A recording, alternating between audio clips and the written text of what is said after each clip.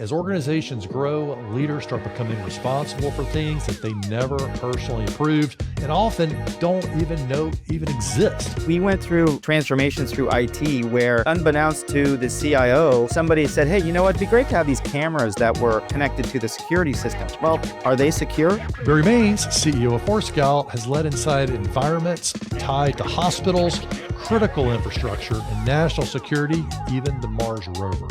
Places where small mistakes don't stay small. It just happens because the network doesn't lie. It really doesn't. And in this conversation, you'll discover what leaders mistakenly become responsible for without agreeing to it, what quietly breaks as teams get bigger, and why working harder can start to backfire. That doesn't work. That doesn't scale, right? You're at teach leadership. If leadership feels heavier than it used to, there's probably something growing that more effort can't help. Let's dig in. You find typically 30 to 50% more devices on their network than their CIO ever knew existed. And frankly, that's terrifying. Why are the smartest tech leaders in the world so darn blind to what's actually plugged into their own walls? It's hard. That's why. We went through kind of transformations through IT where traditional devices were smart. And then all of a sudden, unbeknownst to the CIO, we bought a new television that happens to be smart and somebody plugged it into the network. Well, is it really secure? Or somebody said, hey, you know what, it'd be great to have these cameras that were, connected to the security system. Well, are they secure? And did somebody go to the CIO of a very large Fortune 500 and ask, hey, we just put these in to test? No, it just happens. And so there's a lot of rogue devices and a lot of rogue initiatives that in some sense you want your employees to be able to do, to be nimble and move quickly. But on the other hand, you got to be able to put the trust but verify it. And so we get caught between the two of those. The Target hack back in the day happened through an HVAC system. And we've seen casinos get hacked through smart fish tank thermometers. And you specialize in securing these weird unmanaged devices. What is the most ridiculous or innocent looking device you've ever seen a hacker use to take down a massive company? Oh, wow. There's a lot of them. And, it's because we made the traditional devices a lot harder to hack. People went after the untraditional devices. And so, yeah, the fish tank was a really good one. I think we had one that was really crazy was they have these in a hospital, they have PLCs that control the open the doors, the automatic doors. And in the operating room, to go into the restroom, because some of these operations take a long time, they have these automated doors that open back and forth to go into the restroom that are attached to the surgery center. And somebody hacked through one of those doors into the restroom that thought was very innocent, but that it allowed a pretty massive breach at a major hospital here in the US. Oh, man. Unbelievable. I mean, this is too, it's like, never mind the ethics of hacking, if there are ethics behind that, but that just seems terrible. How much worse is this going to get before it gets better? I might modify the word worse. I would say, or worst, I would say harder, more complicated. And I think if you look at some of the secular trends with quantum computing and agentic AI, it just puts skills into the hands of the bad actors that they just don't have now, and some pretty powerful skills.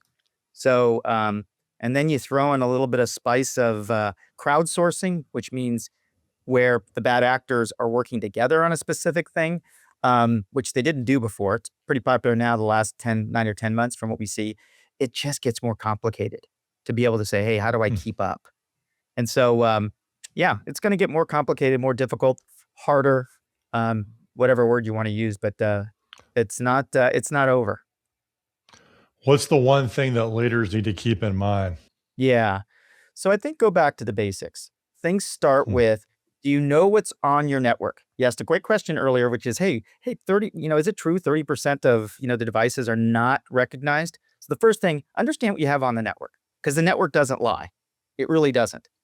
And the second thing is containment is the new control. So if you can see something, put a little wrapper around it, earmark it so someone can look at it, do that fast. Just get those two things started. I think that's a really good step in the right direction because a lot of companies don't have that. is there an audit tool that will tell people what's on their network, or they just have to walk around their Well, offices and see? yeah, I mean, I don't know if there's an advertisement for Forescout, but Forescout can provide that functionality, and we do that Okay. day All in, right. day out for the largest public and private entities on the planet. All right. That's a good starting point too then. Well, let's talk about your leadership on this. So you're known for saying you can't manage your way to greatness, but you can hire. You can't manage, I'm going to say this again. You're known for this leadership philosophy I've seen, that you can't manage your way to greatness, but you can hire your way to greatness. Mhm. When was a point where this really paid off for you in applying this? Yeah, 'cause I if I add to that where I kinda come up with that phrase is I think you manage things, you lead people. Hmm. And so if you go look at an individual and you say to yourself, "Okay, well, you can't tell them you can tell them the what you want or what the goal is.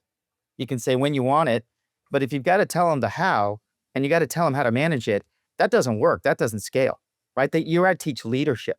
Hmm. And so, we always talk about this whole notion about moving from insight to execution and what that means. It's all about clarity and making sure that people are moving fast, but not hurrying.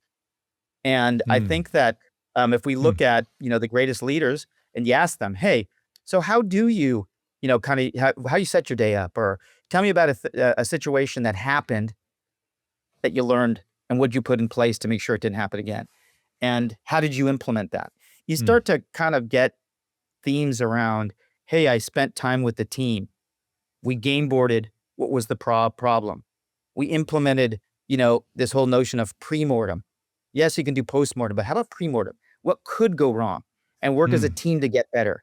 Hey, we look at and say, hey, what skills do I need as a leader to manage better? I can't know everything.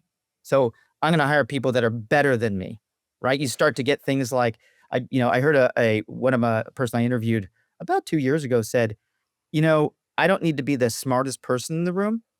I just need to be the best listener.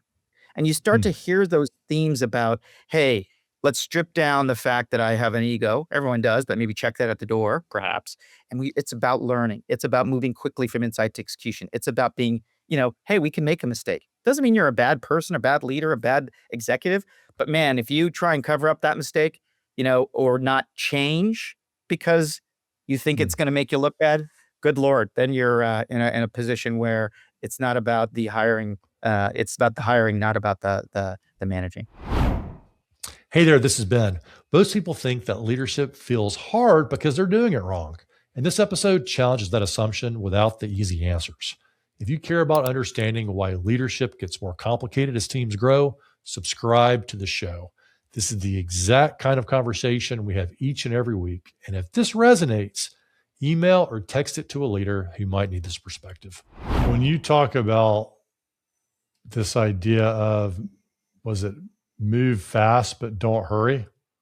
Mhm. How do you explain that to someone? And like, where do you see, like, how do you describe it to someone? And what's been the benefit of it? Yeah, so, um, great example, like in software, right? You gotta balance how fast you're going to try and get a defect, a release, a new version out, with how much do you go and test it. Now, Hmm. easy, you could not test it, and you'd move really fast, but it would feel to your customers like you're hurrying Okay. because you would have a lot of defects. Hmm. And, I explain that to people. I said, hey, what does a customer feel? Customer's going to say, did you even test this? Are you hurrying when you do this?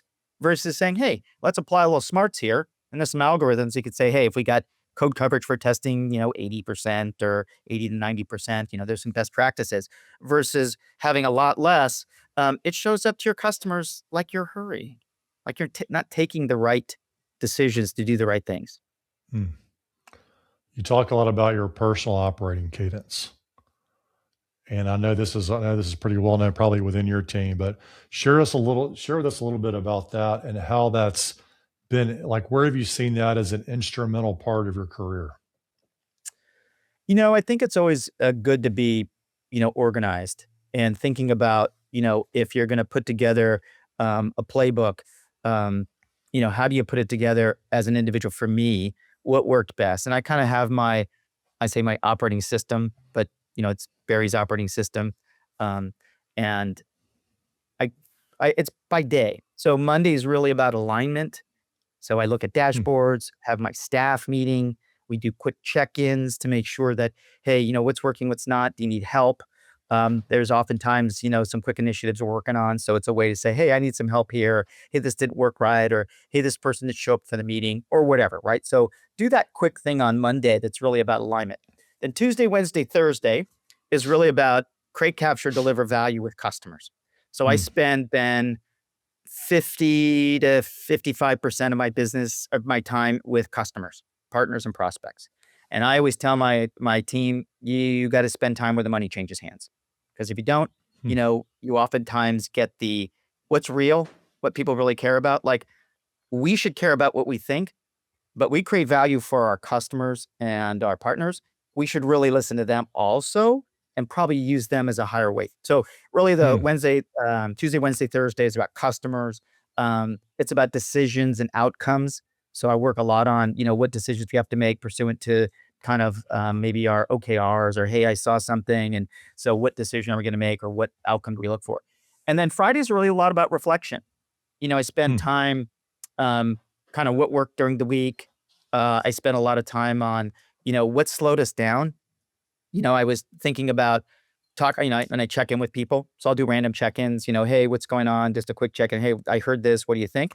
And, I also look for what's slowing us down. Because sometimes inadvertently you create meetings or you create, you know, like the bad cholesterol you inject into the corporate veins and all of a sudden they fall over, right? There's too So much it's like, LDL in here. yeah, exactly. We How do need you make sure that doesn't HDL. happen? So it's really about Yeah. reflection on Friday. So a couple things about that. How regimented are you on those days? Do you like 90% of the time, 95% of the time you're hitting those days as is? Or is the nature of the work just not, it's hard to keep that framework? I think you're really good if you can do it 60, 65%, Okay. because you're going to have days that you're traveling, flight gets canceled, something happens. It just happens. Or, hey, someone said, hey, I need a customer to meet on Friday. Well, that's Friday. Right. So I think if you take a step back and you look at, and I have look at it, it's 60%. Sometimes earlier in the quarter, it's higher because you're doing planning and stuff. And as things get going and you're looking at cranking through customer meetings or partners or what have you, um, sometimes customers are always first. So that can throw a wrench into, that cadence pretty well. Does your team and broader employee group, do they know about this framework? And do you encourage them to use something similar so the whole company sort of in this synchronized way, or they just kind of do their own method? If that, Yeah, I struggle with this a bit. I mean, I think if you asked them what I do and how I am, they probably give you adjectives to describe what I do and when I do it that would line up here. But I Mhm. I, I don't, because I also want to be cognitive to, um, there might be a better way of doing things. So Yeah, yes, we okay, have OKRs in the way we do them. Yes, we have a staff meeting on Mondays. Yes, I go out and see customers, Tuesday, Wednesday, Thursday. Yes, I have, check-ins and stuff on Fridays. But I don't go mandate. I don't show my team, hey, this is how you should do it. We talk a lot about OKRs and measurement and the outcomes. I let them go figure out the outcomes because, okay. sometimes I modify things and I say, hey, that's a better way of doing this. We used to do MBOs. We do OKRs now. There's a reason. So, Do you, you learn. if you shared this framework with them, and by the way, they might be listening to this, they're like, "Oh, that's all Barry does this week." Do you feel like is your sense or your intuition? Well, if they hear how I do it, they're going to think that's the way they're supposed to do it. Like they're going to try to follow Yeah. the leader, so to speak, or uh, that's not a concern. Yeah, sometimes I think, I want people to use it and potentially as a, you know, blueprint, but not, hey, sometimes different things work for different people. Hmm. Different jobs have different things. I mean, some of the roles, they don't spend a lot of time with customers. Yeah. They just Yep. don't. So, it may not work for them. Because a lot of the go to market roles or the customer facing roles, it's a little bit easier. Um, but I think, doing different things like, structural things. Like I think that, our engineering leader or our CTO engineering leader spends a lot of time with customers, and we talk a Yeah. lot about how to do it. So I think the adherence to that model needs to be crafted for your role too. So Yeah. there's some nuggets in there for sure, but you need to craft it to your role. Yeah, the way I think about that is you hit a lot of key points that everyone needs in their work week in some variety, but like everyone needs an alignment day or at least some alignment time. Yeah. Everyone needs some reflection time. And someone needs to be spending, you need to be spending time with your customer at some point Yeah. to varying degree. And to find a way to do that, I mean, I guess success leaves clues, some wise person said. And I Yeah. think this is a strong framework. Now, sort of moving along here, you had a really cool gig at Windstream and Wind River. or Wind where, River. sorry, Wind River. Yeah. We're talking Mars rover, and you've led companies where software controls things that physically move planes, robots. Mentioned the Mars rover there. How does that failure is not an option mindset? How does it change when you're leading a SaaS company? So completely, Wow. different world from that standpoint. A really interesting question. Because if I go back to my days at Wind River, and you're right, Mars rover, the Joint Strike Fighter, the X-14, X-15, Apache helicopters, Jeez, 747 that's planes. plus that's really exciting. Yeah, I mean, missile it's guidance systems, automated, oh, mechanical robots, industrial gosh. robots, all these kinds of things where, you have safety critical. And safety critical is basically security for things that could harm, people and or machines, right? That's what safety critical means. So these devices that could harm you if they don't work right. So the criticality or, hey, we got to get this right is, kind of ratcheted up. And I see that same, concern and rigor happening in certain segments within, tech. Cybersecurity is one of them. So at Forescout, right, we protect the DoD. We protect very large banks, the largest banks in the world. We protect utilities. We protect hospitals. And so you can imagine that there's a lot of stuff that can happen if all of a sudden you shut off the power and the lights to a hospital, for example. Yeah, they have backup, but you could go and turn the backup off. So, I do feel that learning about, hey, when you get a check engine light equivalent with an Apache helicopter and they call your support organization, that's a problem, right? And so that mindset about pre-mortems, the mindset about, hey, let's talk about what could fail and then go back and do a double check. Let's have these meetings where we talk about what's working, what's not at multiple levels, and there's no ego. Put them on the board, prioritize and fix them. And we start to get into a rhythm of it's about winning. It's not about protecting who I am or, my team or, oh, wait, who made the least amount of mistakes, or I'll have vanity metrics here. It's about winning and it's about protecting. And the consequences, just as in Wind River, because they were very high, the consequences of not getting things right are really high. So being able to talk to people and say, hey, you're not doing this for you. You're doing this for the people we're protecting, the individuals we're protecting, the teams we're protecting, the infrastructure. And so we got to have a little bit different mindset. And when people start to think about that, they give ideas like, hey, you know what? We should change this routine here. Or, hey, we have a model now when things go bad. We have a name for it. And we roll that model out. Go snap to grid. Here's how the emails work. Here's how the stuff works.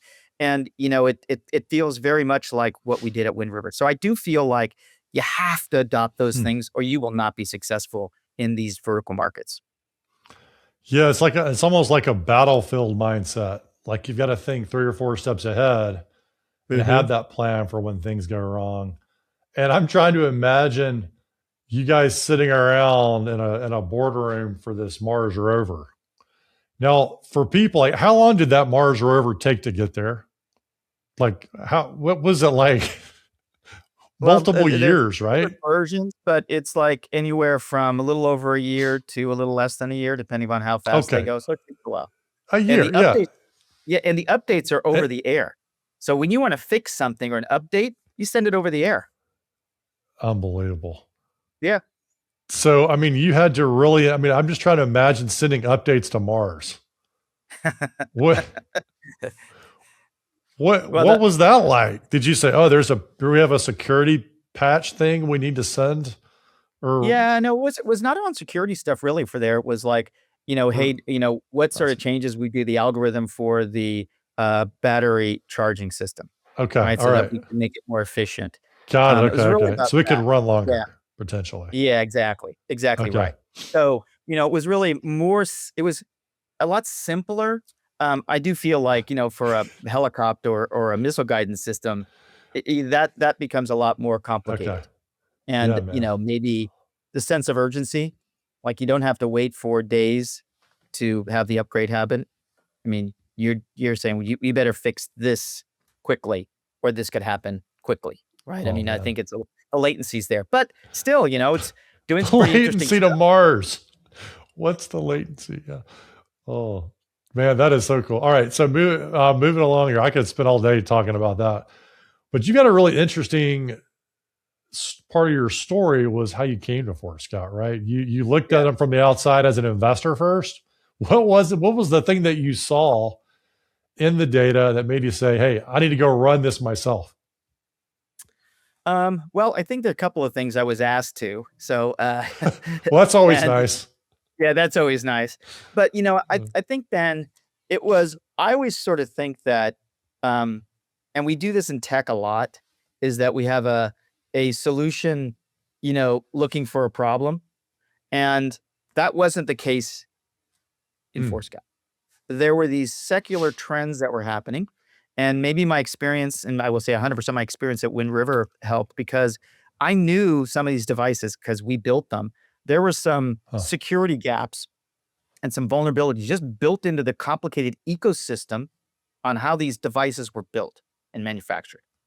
Mm, And so, I had this hunch that that's going to become a big opportunity for the bad actors to come in and take advantage. I knew how they operated. I understand, how mm, they were connected. I understood the security in and around how the connectivity happened, and understood that the east-west or the ability to go laterally within an organization is possible because of how we're all connected. Um, mm, then there was the organizational issue. I saw, hey, OT and systems, your campus systems are separate from IT. And so anytime you have a division, anytime you're not thinking like that, you can't move as fast as bad actors. And then I, kind of mm. saw this whole notion of, you know, and people thought I was crazy back then. So I can say it now so I don't sound like, I don't know what I'm talking about. But this whole notion of being able to repatriate workloads on-prem and you needed to be cloud. You had to be both.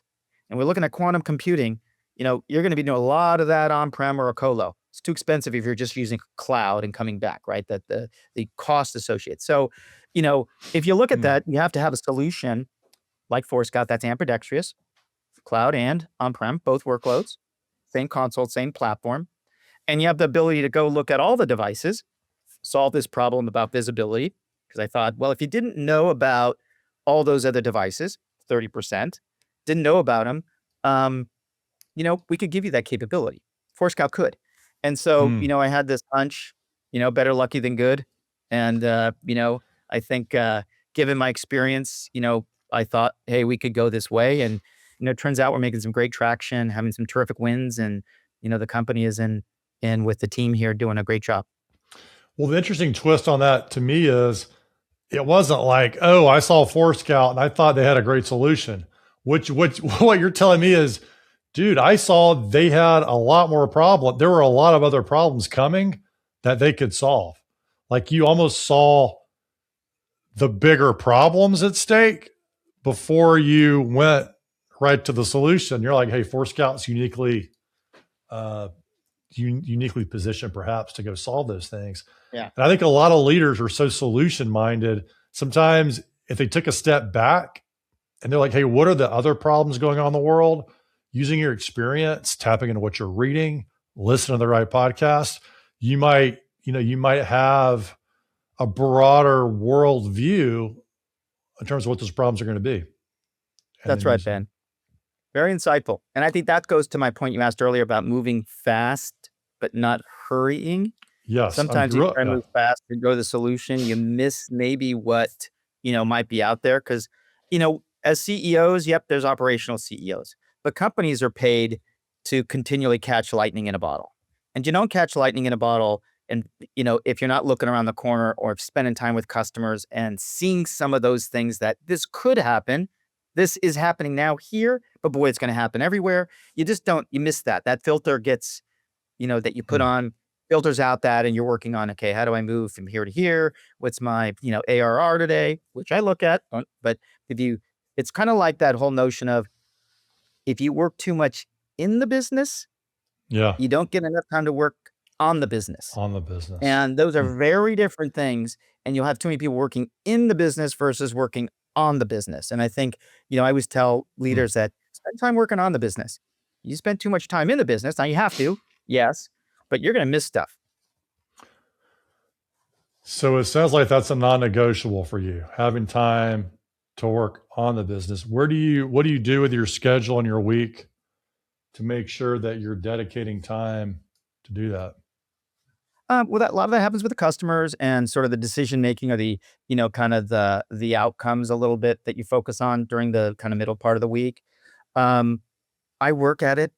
I said my natural inclination is to, kind of get stuff done and work through that, and I have to focus myself on, okay, if I Yeah. don't, kind of carve out some time, you're like, where did the day go? And you didn't finish the stuff. And so, Hmm. I think some of the org changes, right? You hire people that could go do some of that stuff that you might be able to do too, but it takes you away from moving or working on the business. I think you have to be mindful of, where in what you do and how that might affect or not affect your ability to work on the business. I mean, I think once you start to do that, you'll make the changes. I mean, if you don't, you better have a great strategy person and someone who's going to go be able to do that, or great strategy people, and that you're just, kind of working sort of in the business. And that's possible. You have CEOs that do that. But, if you don't have people to do the other piece, you're going to be cooked. Do you ever do you have certain things you do where people might look at Barry and be like, Barry's not working?